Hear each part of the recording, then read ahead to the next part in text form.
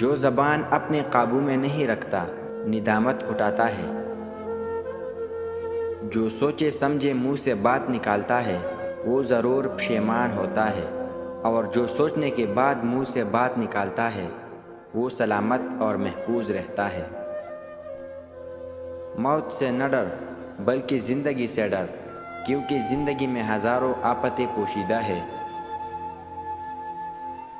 زخم کانا بڑی بات نہیں، زخم کا کر مسکرانا بڑی بات ہے۔ جس طرح چھوٹے چھوٹے سوراخ بند کمرے میں سورج طلوع ہونے کا پتہ دیتے ہیں، اسی طرح چھوٹی چھوٹی باتیں انسان کا کردار نمایاں کرتی ہے۔ اگر انسان اپنی انگلیوں کا استعمال اپنی ہی غلطیوں کو گننے کے لیے کرے تو دوسروں پہ انگلی اٹھانے کا وقت ہی نہیں ملے گا۔ قدر تو وہ ہوتی ہے جو کسی کی موجودگی میں ہو، جو کسی کے بعد ہو اسے پچھتاوا کہتے ہیں۔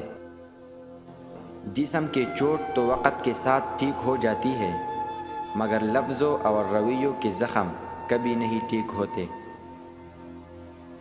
معافی اتنی ہی خوبصورتی سے مانگنی چاہیے جتنی بدصورتی سے اس کا دل دکھایا ہو۔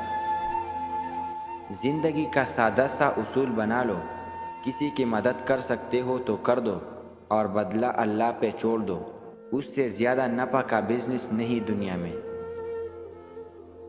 وہ احساس بہت ہی الگ ہوتا ہے جب اللہ کی محبت کو محسوس کرتے ہوئے آنکھوں سے آنسو بہنا شروع ہو جاتے ہیں۔ لوگ اچھا پڑھنے اور اچھا لکھنے والے کو قابل انسان سمجھتے ہیں، جبکہ حقیقت میں قابل وہ ہے جو اچھا سوچے اور اچھا بولے۔ وہ کتابوں میں درج تھا ہی نہیں جو پڑھایا سبق زمانے نے۔ اگر کبھی مقصد میں ناکام ہو جائے تو مایوس نہ ہو، کیونکہ کسی بھی کتاب میں نہیں لکھا کہ پیروں میں قیمتی جوتے نہ ہو تو آپ چلنا چھوڑ دیں۔